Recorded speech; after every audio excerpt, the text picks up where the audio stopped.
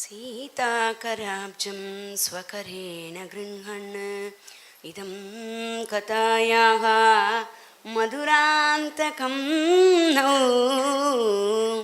इत्यूढयोगावरणेन भान्तं कथासरो रक्षकम् आश्रयामः कथासरो रक्षकम् आश्रयामः. இந்த ஸ்லோகத்தினுடைய பலனை இங்கே பார்க்குறோம். சீதாதேவியினுடைய திருக்கரங்களை பிடிச்சிண்டு மதுராந்தகத்தில் எழுந்தருளினவரா சுவாமி ராமகதை ராமச்சரித்திரத்தினுடைய பலன் என்னன்னா, சதிபதிகள் சேர்ந்தே இருப்பா, குடும்பங்கள் சௌக்கியமாக வாழும், தர்மம் பிரவர்த்திக்கும் அப்படிங்கிறத காண்பிச்சுண்டு மதுராந்தகத்தில் தேவியினுடைய திருக்கரங்களை பிடிச்சிண்டு பிரபு இருக்கார். அது ஒரு குடும்ப வாழ்க்கையினுடைய முக்கியமான பலன் என்ன அப்படின்னா சத் சந்தானம். அந்த குழந்தைகள் அவள் அப்பா அம்மா எந்த தர்மத்தில் இருக்காளோ அதை மேலே எடுத்துட்டு போகிறது. அந்த குழந்தை அப்படிதான் பிறந்ததுலேருந்தே அந்த குழந்தை ஒவ்வொரு நாளும் இப்படியே ராமகதை கேட்டு ராமநாமம் கேட்டு ராமாயணத்தையே சொல்லி சொல்லி சொல்லி சொல்லி அப்படியே ஒரு செல்லுலேயும் ராமர் அண்ணா இறக்கியிருக்கா. அம்மா தான் முதல் குரு. மண்ணி குழந்தைக்கு தாளாட்டே ராமாயண ஸ்லோகம்தான்.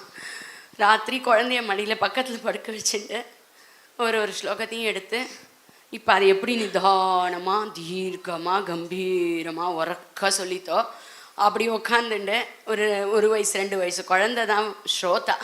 அதுக்கு உட்காந்து ராமாயண ஸ்லோகத்தை சொல்லிவா. அண்ணா சொல்லுவா, அம்மா படுத்துக்க போகிறச்சே ஒரு 20 தடவை இந்த ஸ்லோகத்தை சொல்லு அப்படிங்குவா. 50 தடவை சொல்லுவா. காலம்பரை எழுந்தோடனே உட்காத்தி வச்சு ஒரு 2 தடவை சொல்லி கொடுத்தா மனப்பாடம் ஆகிடும். அதுதான் தோணாடி எனக்கு ராத்திரி முழுக்க அந்த ஸ்லோகம் ஓடி இருக்கு ஹிருதயத்தில். அவள் அம்மாவுடைய அந்த வாய்ஸை கேட்டு கேட்டு அது ஏறி இன்னைக்கு இந்த குழந்தை வாய்ஸில் அவள் அம்மா, அவள் அப்பா, ஸ்ரீ அண்ணா, அப்புறம் எல்லா மகான்களுடைய பாவத்தையும் அந்த ஸ்வரத்தையும் அவள் அனுகிரகத்தையும் நம்ம எல்லாருக்கும் கொண்டு கொடுக்குறா அந்த குழந்தை. அப்பாக்கிட்டேயே ராமாயணத்தை கற்றுண்டுது. மண்டன மிஸ்ராத்து கிளி மாதிரி சின்ன வயசுலேருந்தே இப்படி ராமாயணம் தான் சொல்லிகிட்டே இருக்கும் குழந்தை. இன்றைக்கே அந்த ராமாயணத்தை தேசம் தாண்டி காலம் தாண்டி ஒவ்வொருத்தரும் கேட்டு வெளிநாட்டுகள்லேருந்துலாம் மெசேஜ் அனுப்புகிறா. எங்களுக்கு வேறு டிஃப்ரெண்ட் டைமிங்ஸு, ஆனாலும் குழந்தை சொல்கிறச்சே அப்படியே கேட்டணும்னு தோன்றது, உட்காந்து கேட்டுருக்கோம் அப்படின்னு மெசேஜ் அனுப்புகிறா. அவள் எங்கெங்கேயோ இருந்துட்டு இங்கே உட்காந்து கதை கேட்குற மாதிரி ஃபீல் பண்ணுறா.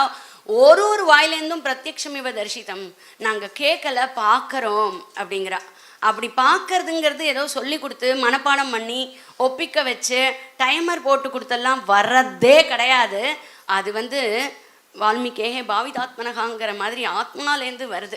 ஆத்மாவில் ஆரோப்பணமாக இருக்கிற சுவாமியாக அவள் ரியலைஸ் பண்ணிட்டா. அவள் இன்டர்னலைஸ் பண்ணி நம்மளை அதுக்கு கொண்டு போகிறா. இதை கேட்குறச்சே இது எந்த அளவுக்கு போயிருக்குன்னா, நிறையா மகான்களும் இங்கே வர முடியாத பெரிவாழ்நாமும் ஆன்லைனில் பூரணமாக கேட்டுருக்கோம். ஏதோ கொஞ்சம் கேட்டோம் ஆசீர்வச்சனம் அனுப்பினோன்னு இல்லை, பூரணமாக கேட்டுருக்கோம் அப்படின்னு. அதில் ஒரு சில மகான்கள் ஷேர் பண்ணிட்டு அவளுடைய அனுகிரக விஷயங்களை அடியே நீங்கள் சமர்ப்பிச்சுக்கிறேன். திருவிஷலூரில் ஸ்ரீ ராமசுப்பா சாஸ்திரிகள்ங்கிற பெரியவா, அவளுடைய சிஷ்யாளுடைய பரம்பரையில் ஸ்ரீ சுவாமிநாராயணன் சுவாமி, அவர் குழந்தையுடைய பிரவச்சனத்தை பூரணமாக கேட்டுட்டு அண்ணாக்கு குழந்தைய பற்றி குழந்தை மேலே ஒரு ஸ்லோகம் பண்ணி அனுகிரகமாக அனுப்பினார். வைதேஹ்யா கதிதாம் கதாம் ரகுபதே ஸ்ருத்வானுராகோத்வஹாம் விஸ்ரம்பே ஜனகாத்மஜைவ பவதோ ஜாதா புனர்பூதலாத் கான்யா ராமகுணேஷு மக்னஹ்ருதயா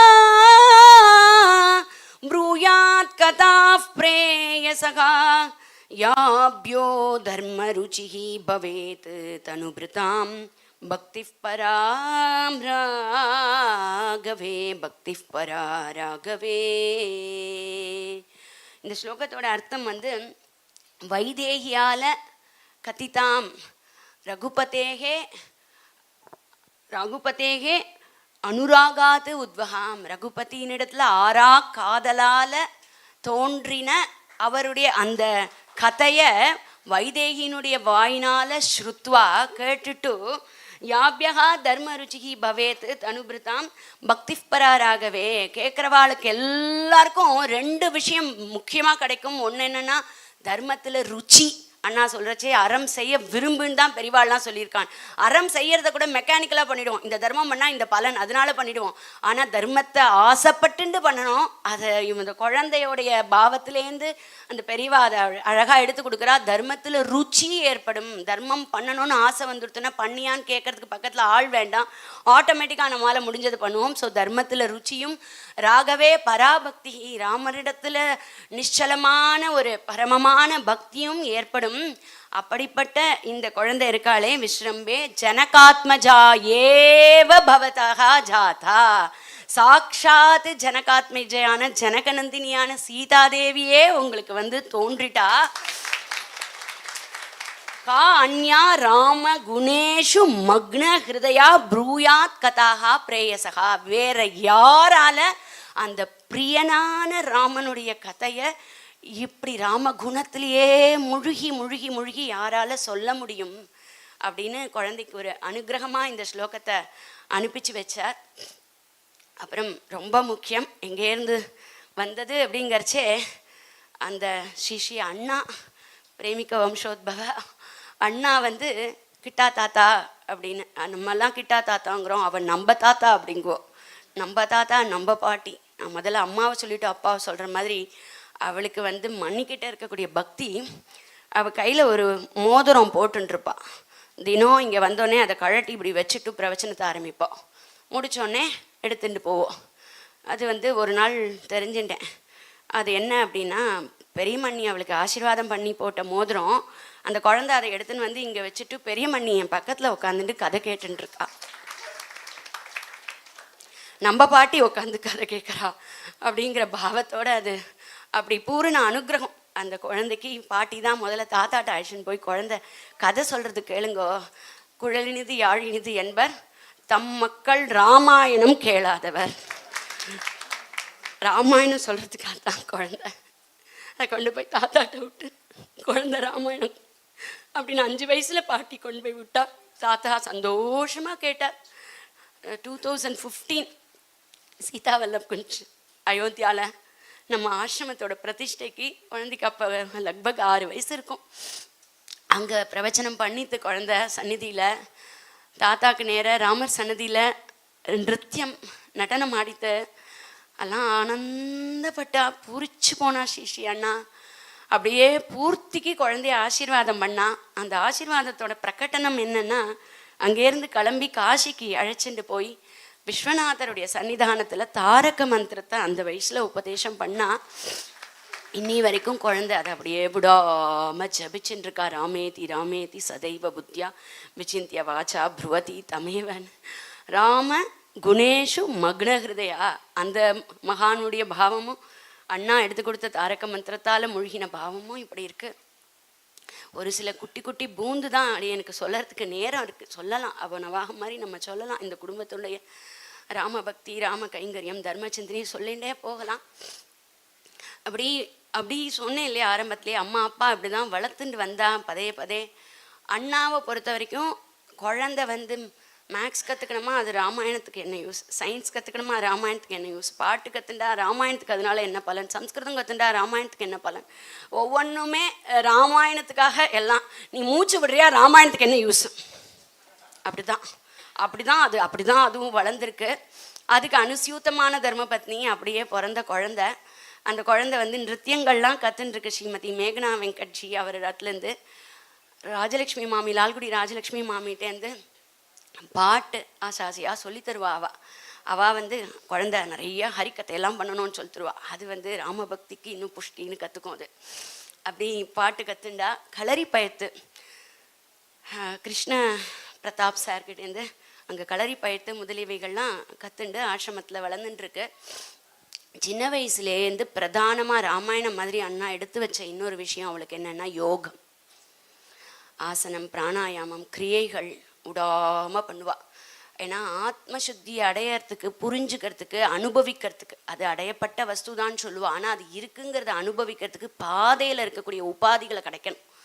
இந்த சரீரத்தில், மனசில், பிராணங்களில் இருக்கக்கூடிய வேண்டாத தடைகளை கடந்தாதான் அங்கே ஆத்மானுபவத்தை இருக்குன்னே புரிஞ்சுக்க முடியுங்கிறச்சே, அந்த உபாதிகளை கடக்கிறதுக்கு பிரதானமாக அண்ணா குழந்தைகளுக்கு, சீதாலட்சுமி ஸ்ருதிராம் குழந்தைகளுக்கு எடுத்து வைக்கிறது வந்து யோகம், ராமாயணம். இது ரெண்டுத்தையும் எடுத்துட்டான்னா அடைய வேண்டியது ஆட்டோமேட்டிக்காக அவளே இருக்குன்னு புரிஞ்சுட்டுருவா. வேண்டாத உபாதிகளை களையும் பொழுது புரிஞ்சுட்டுருவா. அப்படி ஆசனம் பிராணாயாமம் கிரியைகள்லாம் சின்ன வயசுலேயே ஸ்ரத்தையாக பண்ணுவோம். ஒவ்வொருத்தருக்கும் விழுந்து விழுந்து சொல்லி கொடுப்போம். மாங்கு மாங்கு மாங்கு மாங்குன்னு சொல்லி கொடுப்போம். யோகா கிளாஸஸ் காலம்பரை நடக்கும் பொழுது இது யோகா கிளாஸில் உட்காந்துருக்கேன். சில சமயம் அவள் மானிட்டர் பண்ணுறச்சே அந்த குழந்தைகளுக்கு டைம் போயிடுமேன்னு பார்த்தா அவள் மானிட்டர் பண்ணிகிட்டே யோகத்தில் இருந்துகிட்டே மானிட்டர் பண்ணிகிட்டு இருப்போம்.